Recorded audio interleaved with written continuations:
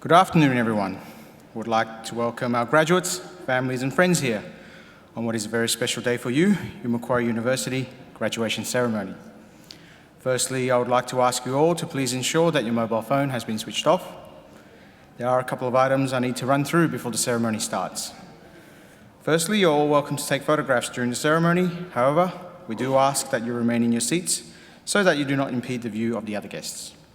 Under no circumstances should anyone stand in the centre aisle or approach the stage. Please note that this ceremony will be streamed live on the Macquarie University YouTube channel.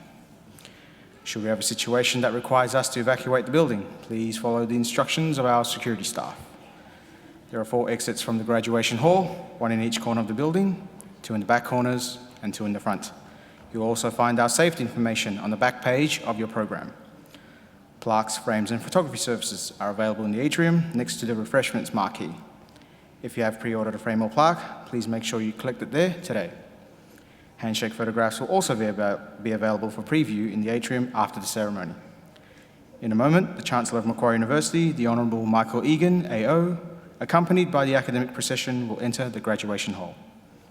When the procession has arrived on stage, Advance Australia Fair will be performed and you're invited to join in the singing of our national anthem. Ladies and gentlemen, please stand for the academic procession.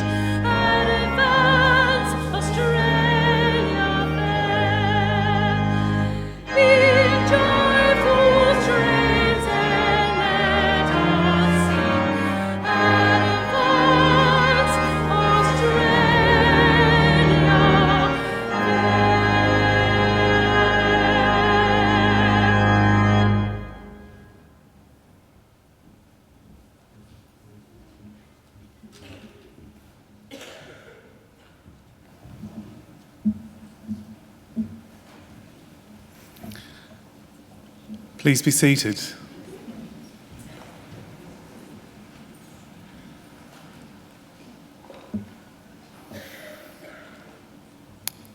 Distinguished guests, ladies and gentlemen, I would like to invite Mr. Chris Tobin, representative of the Darug people, to offer the traditional welcome to country. Mr. Tobin.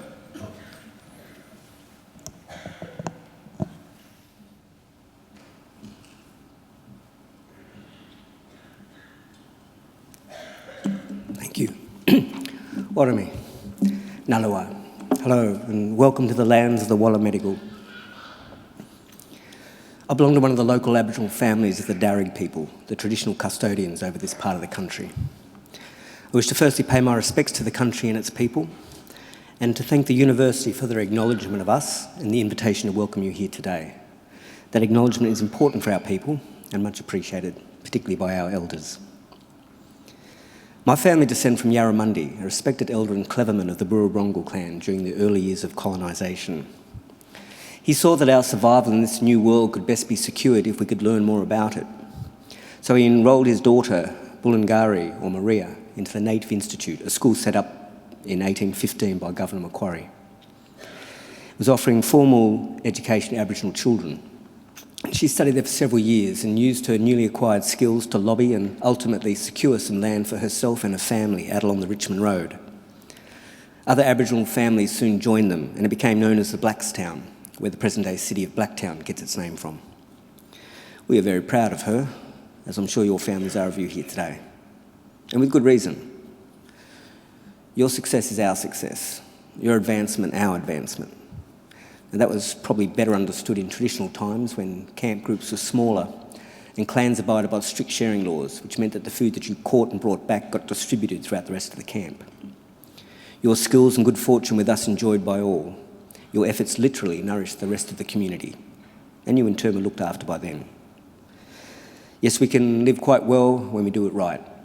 Our Aboriginal ancestors certainly lived well in many respects, and I use occasions like this to recommend them to yourselves as a benchmark or a model on how good we can expect our lives today.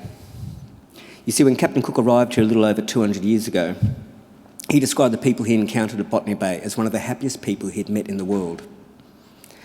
They had nothing, he wrote, but the tools that they carried.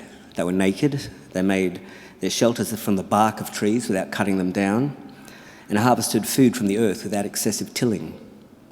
There was no slavery, no rich and poor, and no homelessness. Armies were unheard of, as were forts and jails. People cooperated to collect the resources that were required, and then they were shared out according to strict Aboriginal law. Our lands were maintained in their natural state with fire and responsible harvesting. Our rivers and waterways were clean and unpolluted, with people drinking out of them as they have done here for the past 20,000 years. So remember, this is not an ideal or a dream. This was normal life, and not so long ago.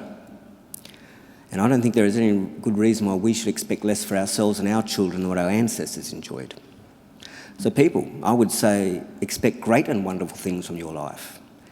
Life is good and we are meant to be happy.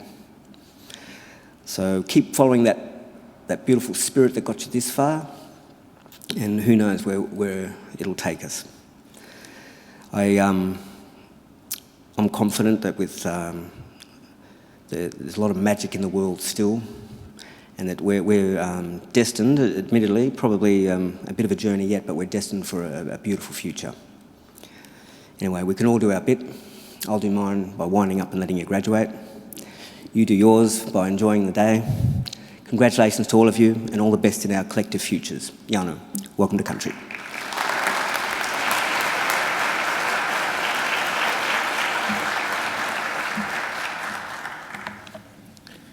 Ladies and gentlemen, I am pleased to introduce the Chancellor of Macquarie University, the Honourable Michael Egan AO. Chancellor.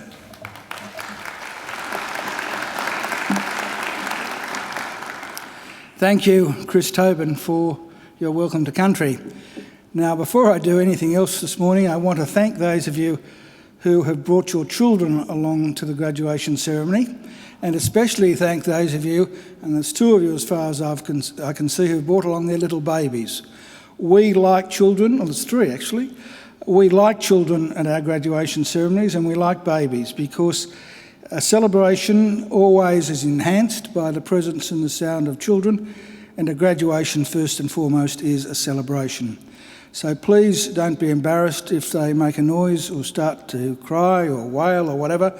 There's a couple up there who I've noticed desperately trying to get their little boy to be quiet. Don't worry. Let him make as much noise as he wants to make. He can run up and down if he likes. We know from experience that a child that wails through a graduation ceremony or otherwise causes a commotion is destined within 25 years to come back to get their first PhD. So let them enjoy themselves. Well now, graduands, ladies and gentlemen, boys and girls, it is my great privilege as Chancellor of Macquarie University to preside at this very important ceremony today. Now this one is really special, because this is the first graduation ceremony for our Faculty of Medicine and Health Sciences, and the first graduation ceremony for our physiotherapists. Now, I'm particularly pleased about that because you might have seen me struggling across the stage. I've been suffering for the last 36 hours with a really bad back. Yesterday, I thought I was going to collapse during one of the graduation ceremonies. Today, I'm not so worried because if I really am in trouble, then midway we can stop things and you can do some work on me. So it's very good, it's very encouraging to see you here. Now, I hope that you'll all have a great day, a happy day, an enjoyable day, and you will if you just relax. Nothing to be nervous about today. You've already passed all your exams and all the other things you had to get through. Today is just to receive the degree. And, nothing can go wrong today, absolutely not. The worst thing that can happen is that this thing falls off when you walk across the stage, or if we've got some young ladies with very high heels, sometimes they trip and fall. But that's okay. These people are here to pick you up and send you on your way, and in any event, if you do any damage, we've got all those health professionals and physiotherapists to put things right. But so just sit back, enjoy the day. You deserve to enjoy it, and you deserve to take pride in your graduation. Completing a degree is never easy. You need an intelligent and inquiring mind. You need determination and perseverance, and you need to make many sacrifices. So welcome and congratulations to each and every one of you. Today I also want to welcome, and especially welcome, those of you sitting over there or behind our graduands as their invited guests. Because if you think about it for a moment, the fact that you're here indicates you've done pretty well yourselves. The fact that you've been invited by one of our graduands to share one of the great days of their lives is proof positive that you've been very important in those lives and in the successes that we celebrate today.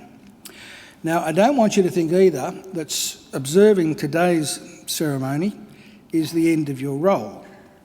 I have another very important service for you to perform for our newest graduates, as they'll soon become.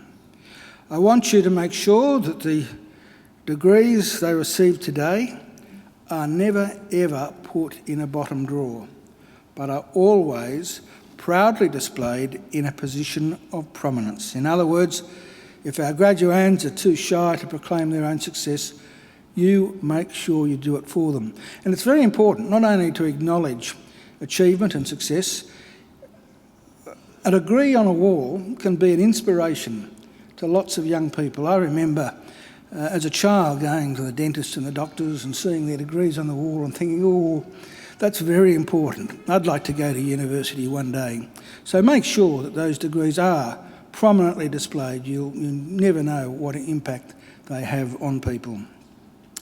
Now, the ceremony that we're about to participate in is one of the world's oldest social rituals.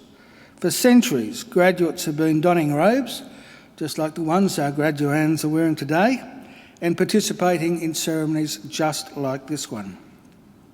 I'm told that there are some 50 universities in the world which can trace their history back more than 500 years. Now, obviously, Macquarie is not one of them. We're just 51 years of age this year. So we've got another 449 years to go before we can claim to be 500 years old. We proudly take our name from one of Australia's, not one of, I'll correct that, from Australia's greatest colonial governor, Governor Lachlan Macquarie, a man whose greatness and achievements were never acknowledged by his contemporaries, but only by history. Now, those of us who went to school in New South Wales were taught that Macquarie was a great builder, but his greatest legacy had nothing to do with bricks and mortar. It was the ethos he established, much to the annoyance of the British authorities, who finally called him back to Britain in disgrace, of an egalitarian society. That was the legacy that Macquarie left us with, because it was Macquarie's insistence that in this fledgling convict colony there be no distinction between the free and the freed that was the foundation of the Australian notion of a fair go for all. And that's a legacy that here at Macquarie we will always aim to maintain and honour. After our first 50 years, we now have more than 160,000 Macquarie graduates living in more than 140 countries. We're a very modern and outward-looking university. We're one of Australia's leading research universities, and that's not an idle boast. I'm sure that sometime today, nearly all of you have in one way or another used Wi-Fi. Well, now, Wi-Fi was a very important development in the world, but it wasn't developed at Oxford University, it wasn't developed at Cambridge or Harvard or Stanford or the ANU or Melbourne or Sydney University. No, Wi-Fi was developed by Macquarie University scientists and CSIRO scientists. So I think that's a big feather in our cap. Unfortunately, not many people know about it, so it's up to you to tell them. Well, now, as I say, we are a very modern and an outward-looking university. We're not only, as I say, regarded as a great research university, but we're also extending our research and our courses and our facilities. On your way here today, you, and of course many of you will have had a lot to do with it, have seen the Macquarie University Hospital. We're, I think, still the only university in Australia that owns and operates its own private hospital. And as well as being used for its primary purpose of treating sick people, it's also used by the postgraduate medical students and academics in our still new medical faculty. And it's a great hospital. I know I can attest to that personally. 2 years ago, I was a patient there for 3 days, and I can assure you the standard of care and attention is absolutely first class, especially if you're the Chancellor. So I commend it to you. We're also proud of our still new library, which is the first university library, I think perhaps still the only one in Australia, with an automated book retrieval system. And only the year before last we opened our Australian Hearing Hub, which is a world-leading institute in hearing and language sciences. So we're looking forward and we're on the move. Here at Macquarie we have a very clear and straightforward mission, and that mission is to transform people's lives and to improve the lives not just of our own students, but also of people all around the globe by the work and achievements of our graduates and by the fruit of our research. We want Macquarie always to be a leader in teaching and learning and a leader in the accumulation of knowledge and understanding. In other words, an ideal community of scholars.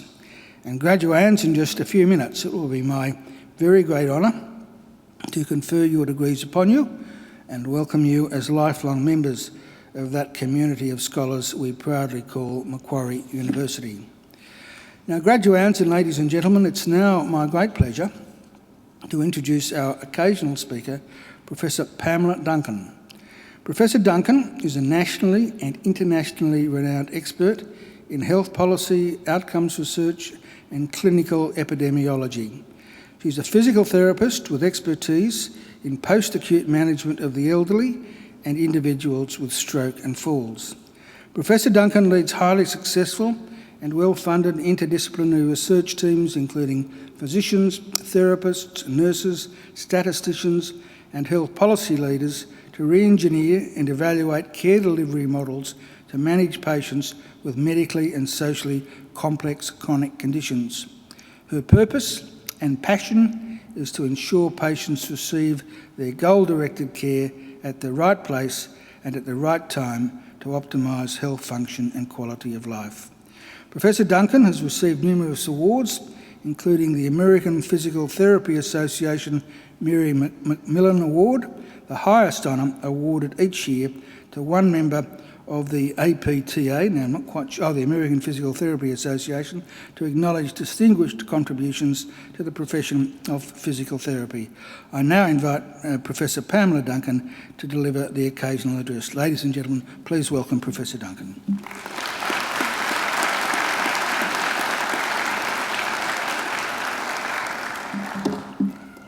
Chancellor Egan, Vice Chancellor Doughton, Dean McNeil, members of the faculty, staff, distinguished guests, families and friends, I am honored to be here today to celebrate with you the achievements of the 2015 graduates of Medicine and Health Sciences.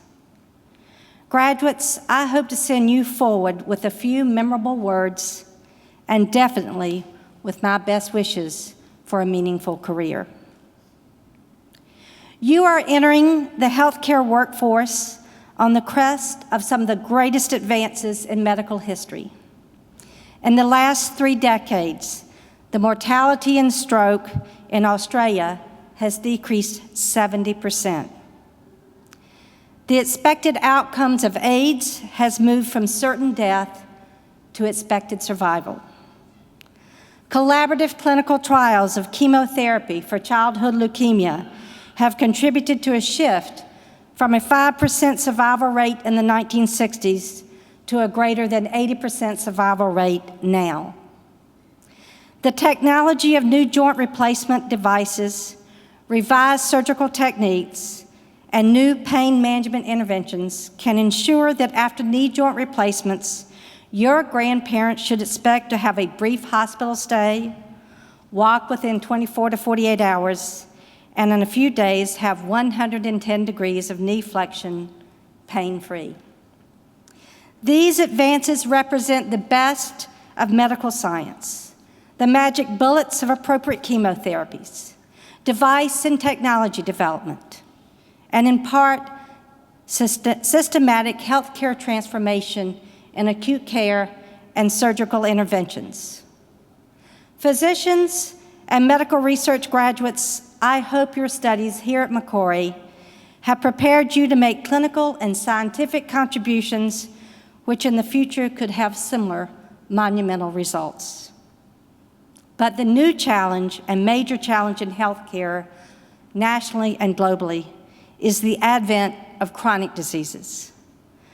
The successes of treating infectious diseases, the wave of the aging population, changing lifestyles, maybe too much social media, obesity and physical inactivity have contributed to a public health epidemic of chronic diseases.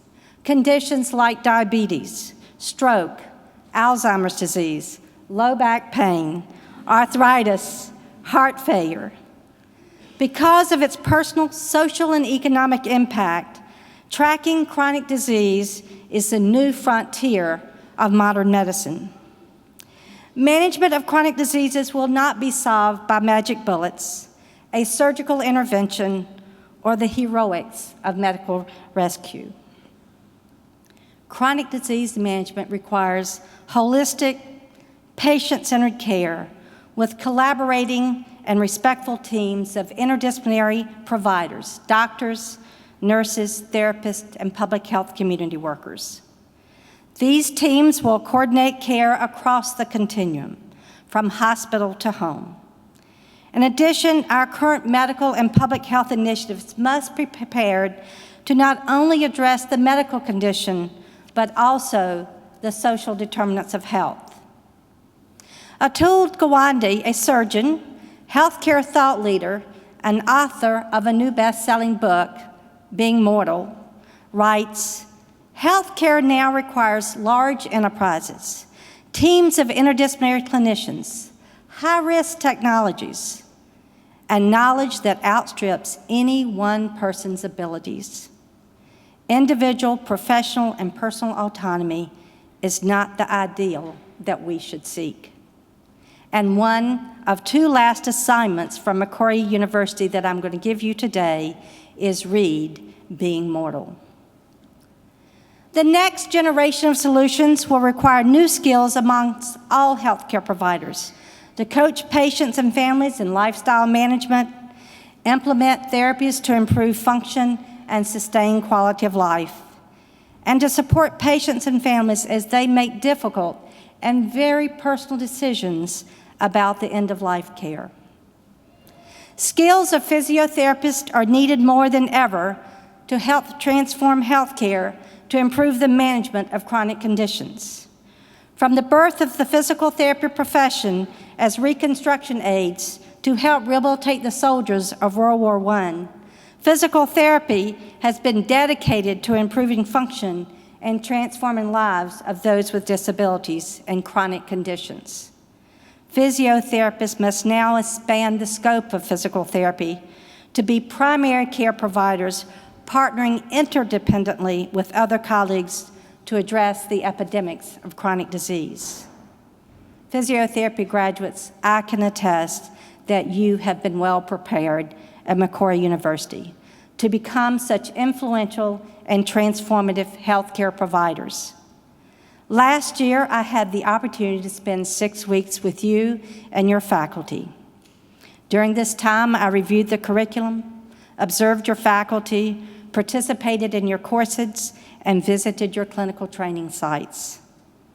During the Excellence in Education, Research, and Practice showcases, you and your classmates debated some of the pressing questions in modern healthcare. For example, medical research, breakthrough or carry through. Another one, should physiotherapists be primary coordinators of chronic disease management?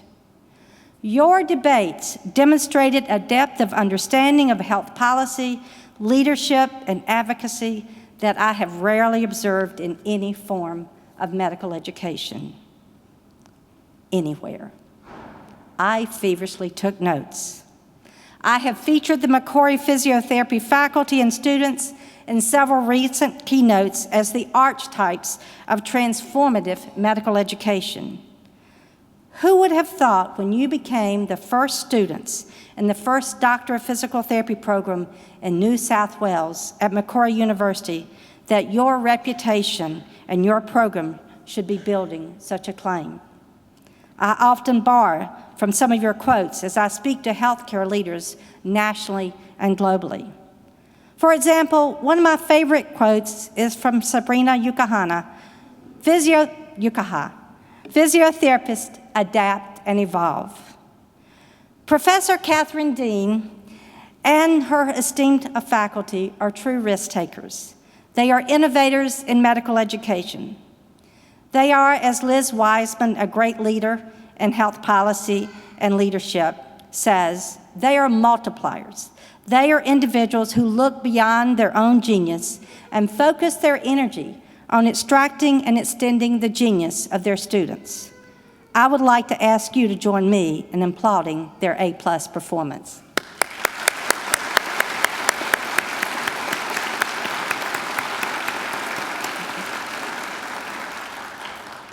Graduates, no matter how outstanding your Macquarie education has been, it is merely a beginning. Your future to be transformative and excellent clinical providers will depend on your courage. I am confident you are courageous risk takers. The physiotherapy graduates dared to select Macquarie Physiotherapy, a new curriculum without prior accreditation. I am proud to be here today to celebrate your results. But my challenge to you today, continue to be courageous. Have the courage to lead. Leadership is not a divine providence. Your ultimate leadership will not be defined by reading one of the thousands of leadership books or waking up and planning your leadership strategy. Look outside yourself, find a purpose and a passion to solve a healthcare problem or address a societal need. Only this will sustain you for leadership and ensure that you have the perseverance to continue against many odds, even in the midst of failures. Yes, there will be failures. Have the courage to learn from anyone. The New York Times columnist David Brooks wrote in his essay, Mental Virtues, "You don't want to be a person who slavishly adapts whatever opinion your teacher or some author gives you. On the other hand, you don't want to reject all guidance from people who know what they're talking about. Be open to learn from anyone at any stage of life." My most valuable lessons have rarely come from the erudite academic, but from the experiences and wisdom of humble patients at the most difficult and challenging times of their lives. Your second assignment today is read David Brooks' essay, Mental Virtues. Have the courage to care. Teddy Roosevelt, a legendary 20th century U.S. president, once said, "Nobody really cares how much you know until they know how much you care." When all is said and done, you may be the best educated healthcare provider with stellar technical skills or evidence-based knowledge. But unless you care enough to take the time to actually deliver the best healthcare with teams of interdisciplinary providers unselfishly and with compassion, you will never be an effective clinical provider. Putting service first. Your patients will remember you for how much you cared for them and for the greater good, not the selfish good. In the last year since leaving Macquarie University, I touched the face of God. A team of caring interdisciplinary health providers who saved my daughter's life and ensured the best possible outcome for my grandson. I would like to take a moment and share this very personal story. Last October, shortly after leaving Macquarie, my daughter, at 24 and a half weeks of pregnancy, experienced severe preeclampsia HELLP syndrome. On diagnosis, it was the high-risk obstetrician and neonatologist who delivered the message of how dangerously ill my daughter Meredith was. The clinical team discussed with her the potential for bad outcomes, supported her and her husband to make decisions for advanced directives for her and her unborn son. At the same time, they were making commitments and reviewing the protocols for treatments, informing her and her husband of their planned management to sustain the pregnancy as long as they could and simultaneously ensure the health of my daughter. In 5 days, they had to recommend delivery because my daughter was experiencing liver failure. When the high-risk obstetrician recommended the delivery, he did so with incredible professional acumen, but most importantly, with all the compassion in the world. He held my daughter's hand and said, "If you were my daughter, this is the decision I would recommend."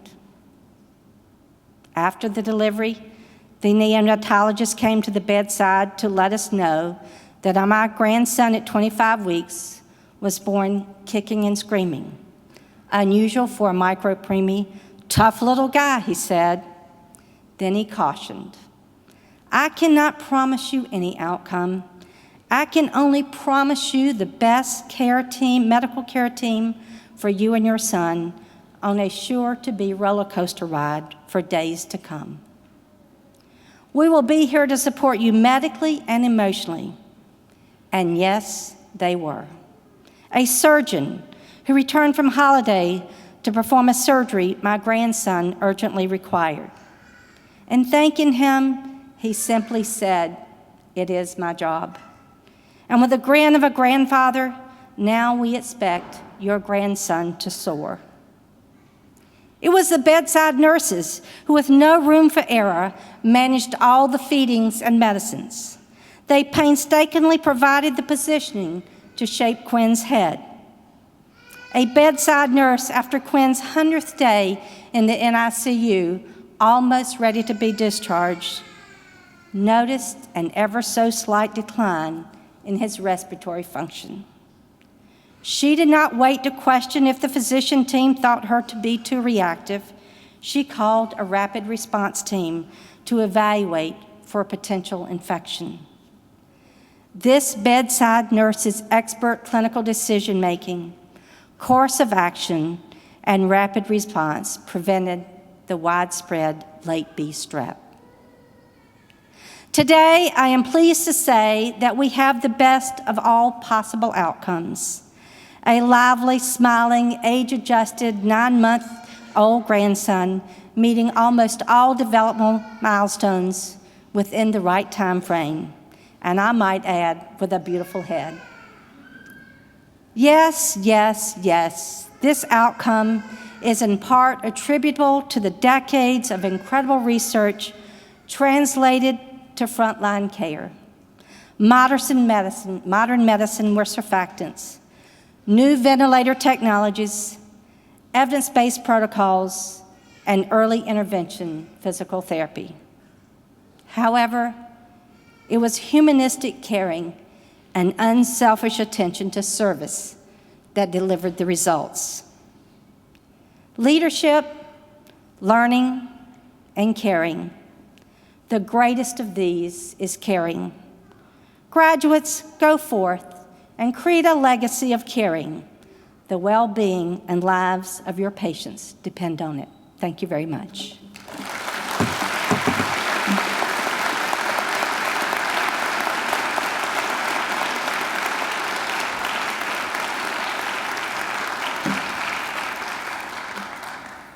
Well, graduands, I'm sure you'll agree that was an outstanding occasional address, and I thank Professor Duncan for sharing those personal experiences with us. And it is true, the most important aspect, I think, of the health professions should be caring. I, a couple of years ago now, had reason to be in the emergency department of another great hospital, St Vincent's Hospital. And when you're there for 8 or 9 hours, as I was, you get to see how they treat all kinds of patients. Little children who've had accidents, fallen out of cubby houses, young men who've ridden their motorcycles into telegraph poles, psychotic patients, elderly people who've had a spill, all manner of patients with all manner of problems. And when I was discharged, they said to me, "Oh, Mr Egan, we apologise that we've kept you so long." I said, "Don't apologise." I said, "I've had a lovely day." And I had. And what I had done was observe the way everyone was treated. And I can assure you that if you'd been the King of England, you could not have got better treatment than the emergency department at St Vincent's Hospital was giving to every single patient. So I came away really not only impressed, but euphoric that there were just so many good people who worked in our health system.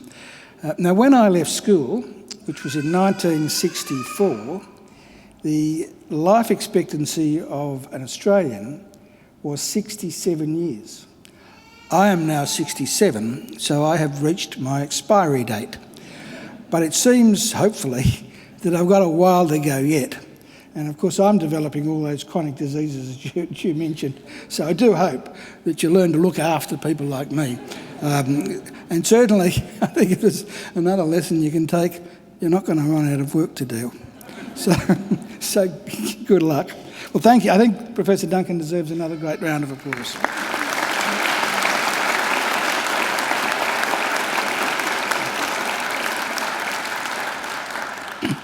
Now, we now come to the key part of the ceremony, the reason we're here. That's the conferring of degrees. And I've got to say, yesterday morning's graduation, I almost forgot. So I've been reminded today that I've really got to do it. So we now come to the part where I can confer your degrees upon you. But before I do so, I need an assurance from the Deputy Registrar that all of you are eligible to graduate, that none of you were ever late in submitting an assignment, and none of you ever missed a class. Jonathan, can you give me that assurance, please? Chancellor, I certify that all candidates being presented here today and those who are absent have satisfied the requirements of the Academic Senate for the degrees they are to be awarded. Would all candidates for admission to degrees please now stand? Graduands, in the name of the Council of Macquarie University and by my authority as Chancellor, I admit each of you present and those who are absent to the degrees and diplomas for which you have qualified. Graduates, congratulations.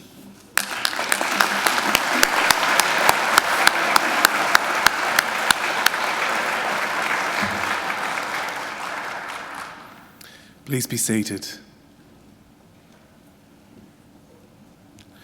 Chancellor, the graduates at this ceremony are from the Faculty of Medicine and Health Sciences. Formed in 2014, the Faculty of Medicine and Health Sciences is Macquarie's fifth and newest faculty. With a focus on patients and an ultimate goal of improving lives, the faculty partners crucial learning and research endeavours with the clinical care provided at Macquarie University Hospital and clinics. Current areas of research strength include neurosciences, cancer medicine, and vascular science, amongst others. The faculty hosts the Australian Institute of Health Innovation, an internationally acclaimed powerhouse researching health systems, e-health, and patient safety. The faculty's Department of Health Professions offers the unique Doctor of Physiotherapy degree that is the only 3-year extended master's level professional entry physiotherapy program in New South Wales. Today, we're delighted to celebrate the first cohort of those graduates. Chancellor, I now call on Professor Patrick McNeill, Executive Dean of the Faculty of Medicine and Health Sciences, to present the graduates. Professor McNeill.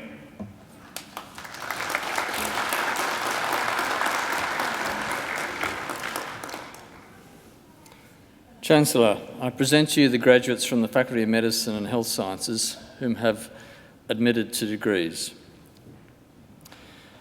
I present the graduate admitted to the degree of Master of Surgery, Khalid Abed S. Al-Sahli.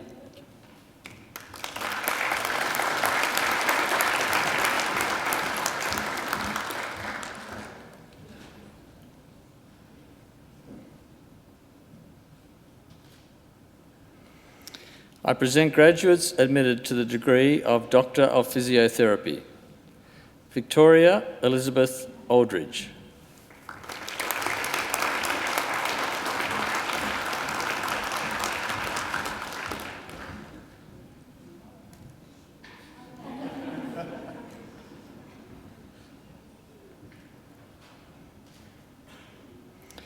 Claire Anderson.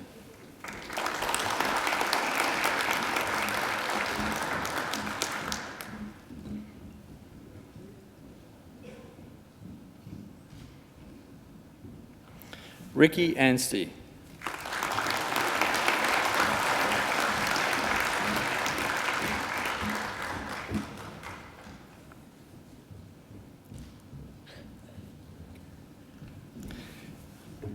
Cassie Barre Nani Karan.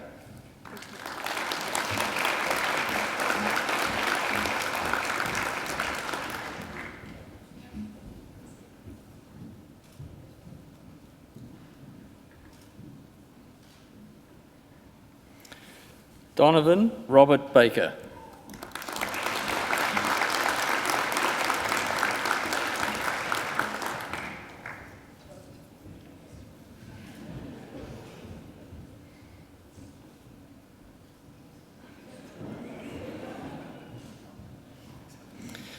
Robert Jerome Barquez.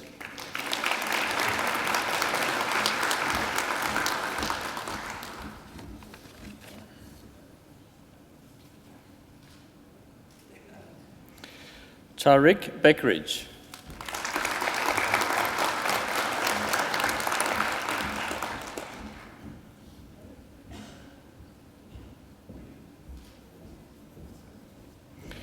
Ruben Palminya Caetano.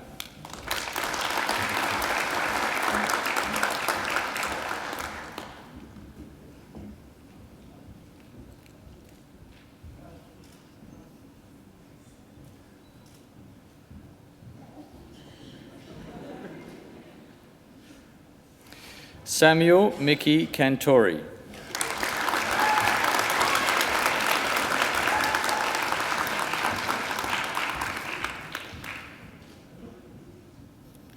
June Ting Chow.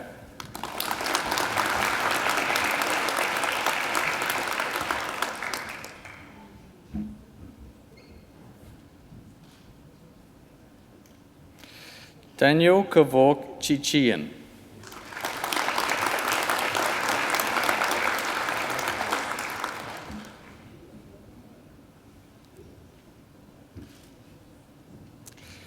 Samantha Ann Coates.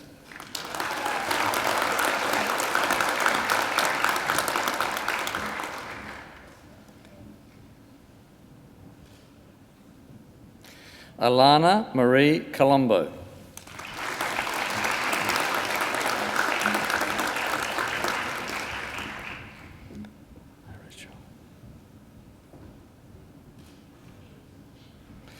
Rachel Jane Creera.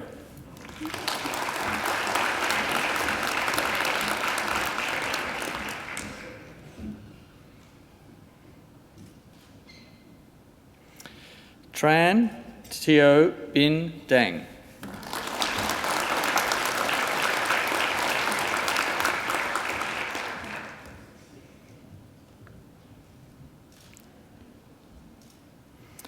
Bridget Annabelle Rachel Dean, who has been awarded the Vice-Chancellor's Commendation for Academic Excellence.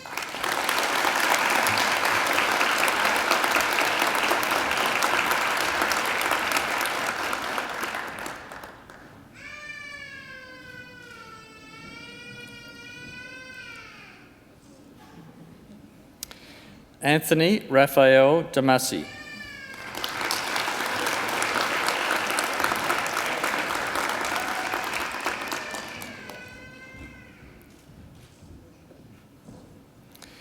Vicky Yuong.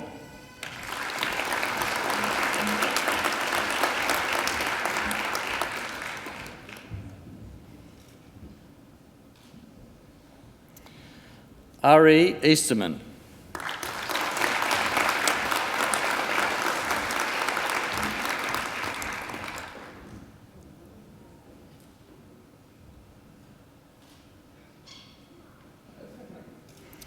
Sean Anthony Gallagher.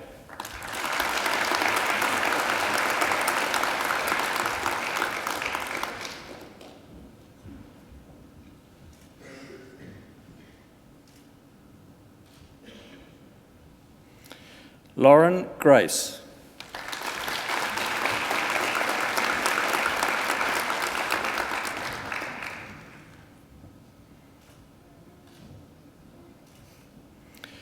Dean John Hamilton.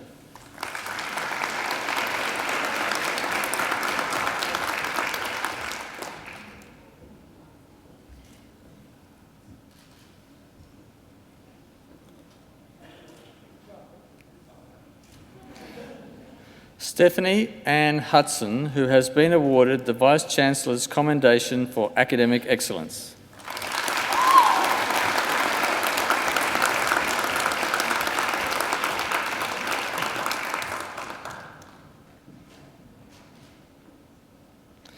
John William Hutchins.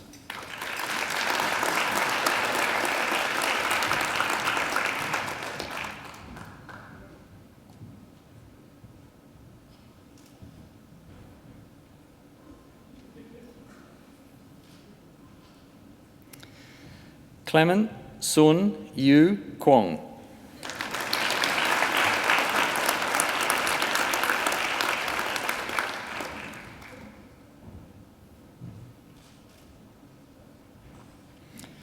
Angela Leung.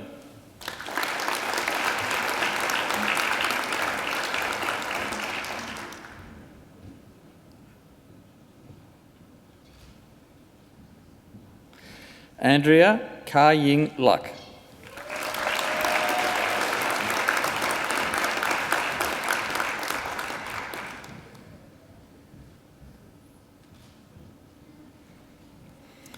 David James MacDonald.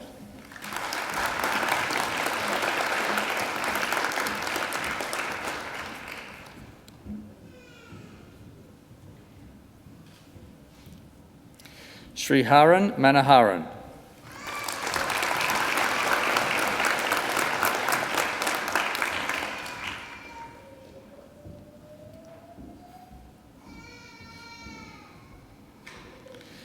Erica Lee Marquez.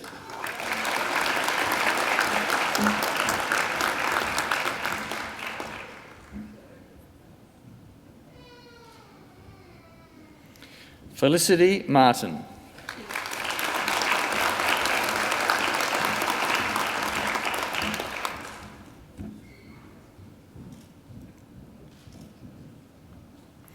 Sky June McFadyen.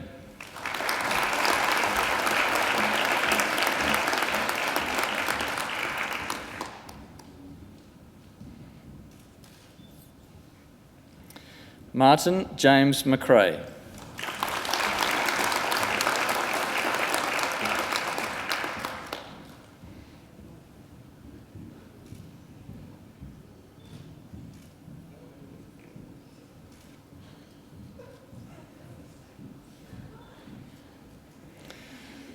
Sean Michael James Nelson.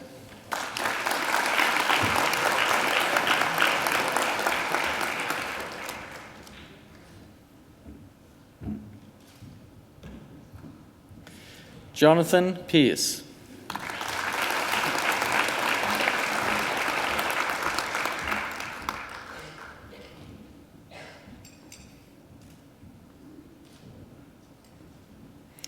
Victor Popolkevich.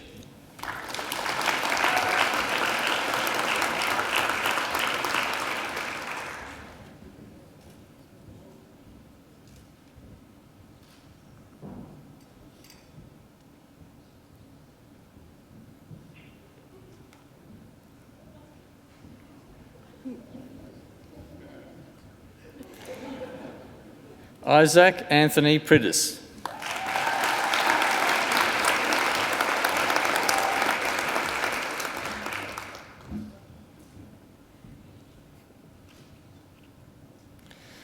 Matthew Gordon Redenbach.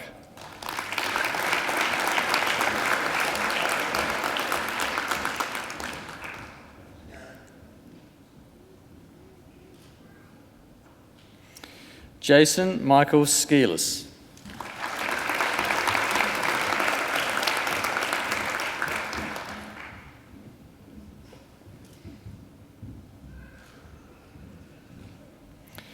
Rhiannon Carroll Spring, who has been awarded the Vice-Chancellor's Commendation for Academic Excellence.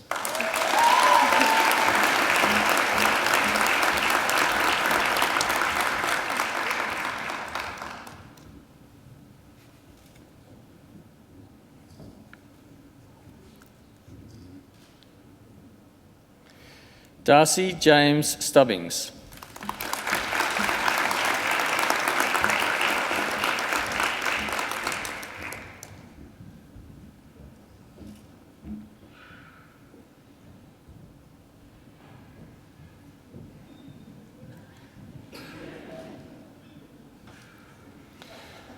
Raymond James Turani.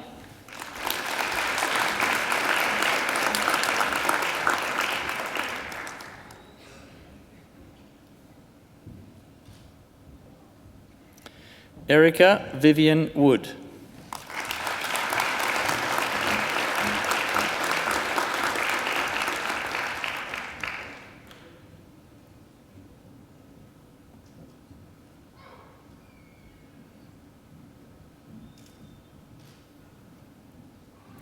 Sabrina Nelly Yuhana.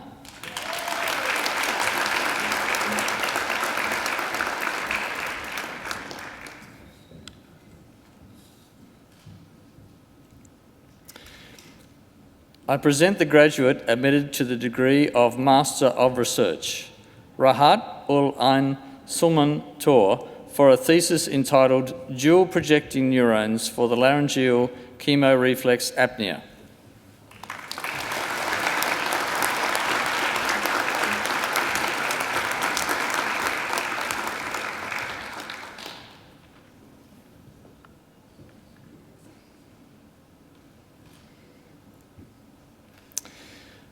I present graduates admitted to the degree of Doctor of Philosophy.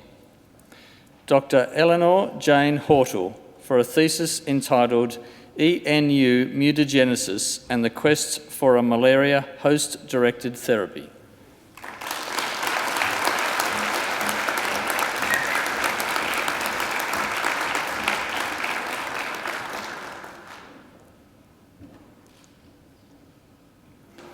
Dr. Anita Simone Wicker Jarkams for a thesis entitled The Consequences and Prevention of Bacterial Biofilm Infection of Silicone Breast Implants.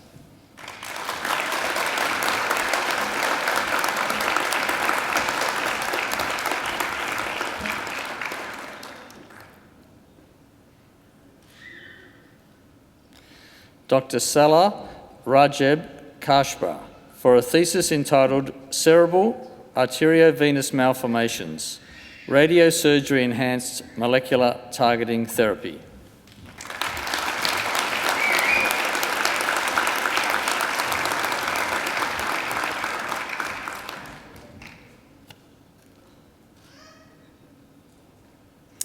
Dr. Mi Ok Kim for a thesis entitled Obligatory Role of Central Aortic Blood Pressure in Pulsatile Cerebral Hemodynamics.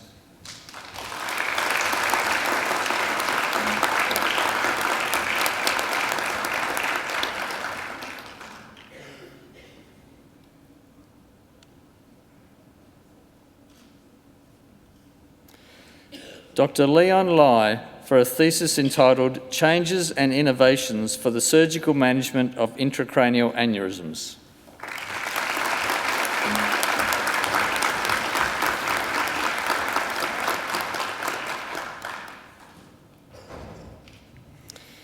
Dr. John Charles Leaney for a thesis entitled Dichoptic Multifocal Visual Evoked Potentials in Glaucoma Detection and their Structural and Functional Correlates.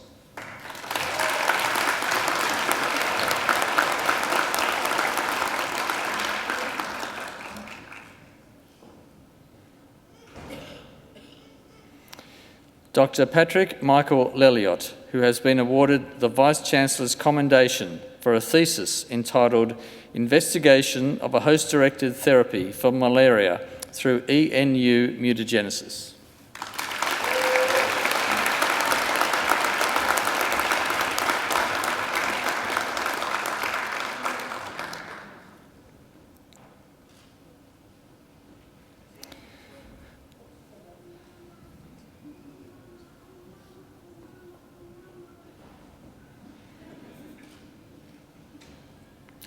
Dr. Yuka Sen for a thesis entitled Medical Image Segmentation System for Cerebral Aneurysms.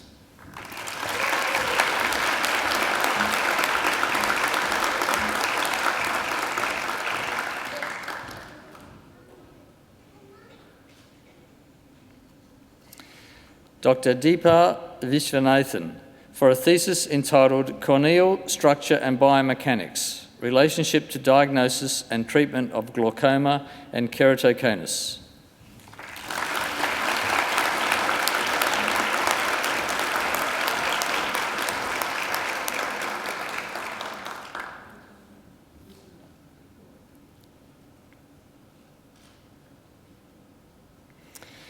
Chancellor, that completes this afternoon's presentation of the graduates from the Faculty of Medicine and Health Sciences.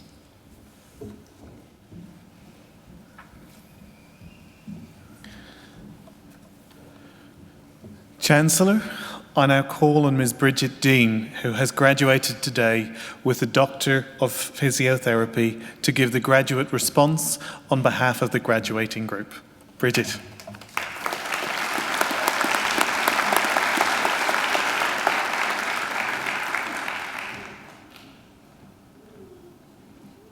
Chancellor, members of the University, fellow graduates and guests.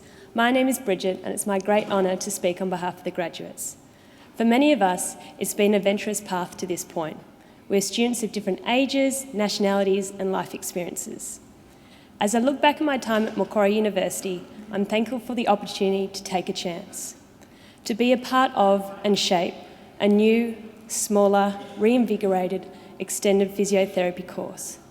A course that I'm convinced will change the quality of physio students entering the workforce. We've heard from our clinical placements that Macquarie University students were the ones to watch. This is a reflection on the amazing physiotherapy family we were brought up by. We started off as a small little family who went to birthday drinks with our 5 lecturers at U-Bar, to remaining undefeated in the Chiro vs Physio soccer matches. And we had our perfect second mum, Ange, who was always there for us and always eager for a gossip. We had our infamous Kath Dean, who led us on our journey of highs and lows as we ticked the boxes along the way in the pursuit for accreditation. And all I can say now is we'll always be known as their first. And Taryn, you never forget your first. Along the way, we've lost a few, but we've gained a whole lot more as our family began to grow, and we're no longer known as the only child, but I think we're still the favourites. I'd like to thank our lecturers for the effort you put in to getting to know each and every one of us on a personal level. The emphasis you all place on getting to know your students by our name rather than a number was special, and we'll never forget it, so thank you. It's often said that it's the people around us that have the most impact on who we are, who we'll become, and the impact we'll have on this world. And I have been truly blessed. I want to thank my family for the encouragement, love, and support that they've given me. My beautiful mum, who taught me that I could do everything, to aim high, and most of all put up with me through exams, Mama, you have supported me. You've always believed in me, even when I didn't. And for my dad, the wise words, the copious uni assignment editing, and who's currently watching me graduate all the way in Dublin. Hey. Finally, my gorgeous uni girls. The laughter, the late nights, the phone calls. I couldn't have done it without you. So thank you. We finally did it. No more, please. Before I go, I'll leave you with a thought. The humble bumblebee isn't supposed to fly. Its body is too heavy and its wingspan is too small. Aerodynamically speaking, it's impossible. And yet it flies. You see, the bumblebee doesn't know that it isn't supposed to fly. It just flies. Take heart from the bumblebee. When you don't know your limitations, anything is possible. Congratulations, everyone. I wish all of you good luck in your future endeavours. And remember, don't hold back, just fly. We did it!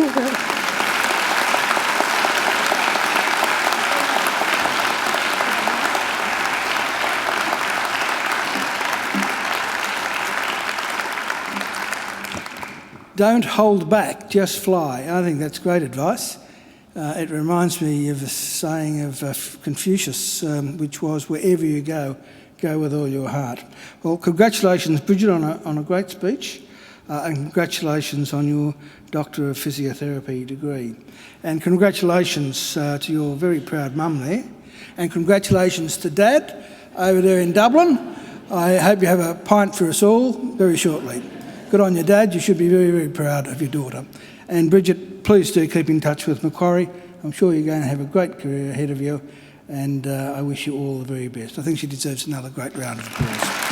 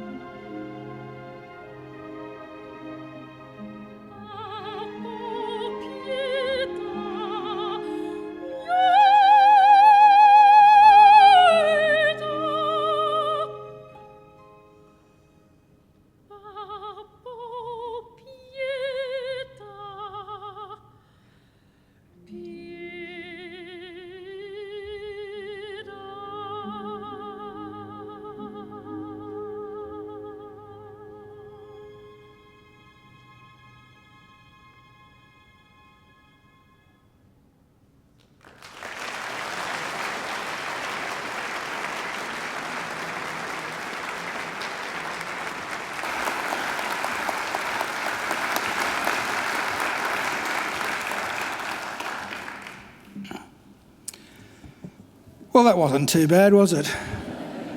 That glorious voice, ladies and gentlemen, belongs to Angela Brewer. And I'm in the fortunate position presiding at quite a number of our graduation ceremonies every year to hear Angela sing many, many times each year. She sings at nearly all of our graduations. We have about 40 or so of them a year, but occasionally she can't make it, and you're very fortunate that she was able to sing today, because when Angela can't sing, I do the singing. I think Angela deserves another great round of applause.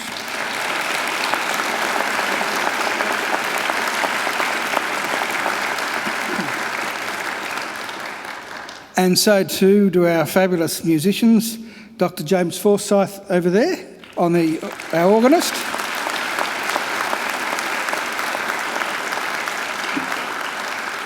And on the Chinese flute, Dr. Chai Chang Ning.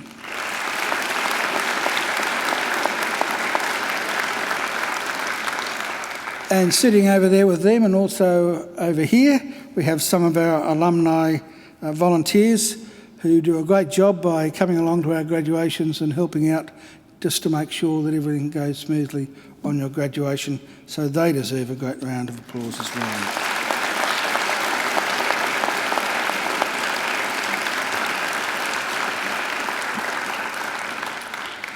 Well, graduates, this ceremony marks the end of one stage in your relationship with Macquarie, but it is certainly not the end of your association with Macquarie. From today on, for the rest of your lives, you're part of the bigger Macquarie family, which is our alumni, and part of the network of more than 160,000 Macquarie alumni spanning the globe. We'll keep in touch with you through our alumni program, which is focused on lifelong learning, lifelong support, and lifelong connections. Our commitment to you is to help you keep in touch and engaged with Macquarie throughout your life. And please make sure you come back to Macquarie, either to undertake more study, to attend alumni events, use our aquatic and fitness facilities, or fix somebody's sore back, or otherwise tend to whatever condition they have. Well, graduates, the award of a university degree carries many opportunities and privileges, but like all privileges, it also carries responsibilities. Believe it or not, you, each and every one of you, can change the world. And you don't have to be a Nobel Prize winner to do it either, because almost everything you do, in your homes, in your workplaces, and in your communities matters and can make a huge difference. The consequences of every effort, every action, large or small, can reverberate throughout society through the decades, indeed the centuries. Even something as simple as a kind word or a kind gesture can often be the spark that ignites a great life or a great career or a great achievement. So as Chancellor of Macquarie University, I charge you to use what you have learned not only for your own benefit, but also for the betterment of the community. I charge you to use the skills and knowledge you have acquired with rigour and integrity, and to commit yourselves to a program of lifelong learning and inquiry. I charge you to recognise the worth and dignity of all people, particularly those who have not had the opportunities that you've enjoyed. I charge you to set high goals and to continue the hard work that has brought you so far. And in all you do, I charge you to uphold the good name of Macquarie University. Graduates, I hope that you'll also always remember the people who have helped you along the way, many of whom, of course, are here with you to celebrate with you today. So, to acknowledge their contribution and thank them for it, I'm now going to ask you to do a couple of things. Graduates, would you please stand? Now I want you to put your degrees on the seats behind you so that your hands are free. And I want you to turn around to face your families and friends. And now I invite you to give them a mighty round of applause.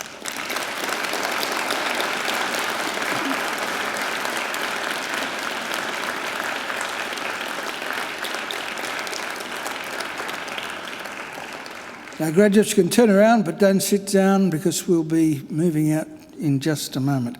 There are also some people behind me on the dais who have been important in your journey through Macquarie, the representatives of our academic staff. I'm sure you'd like to put your hands together for them as well.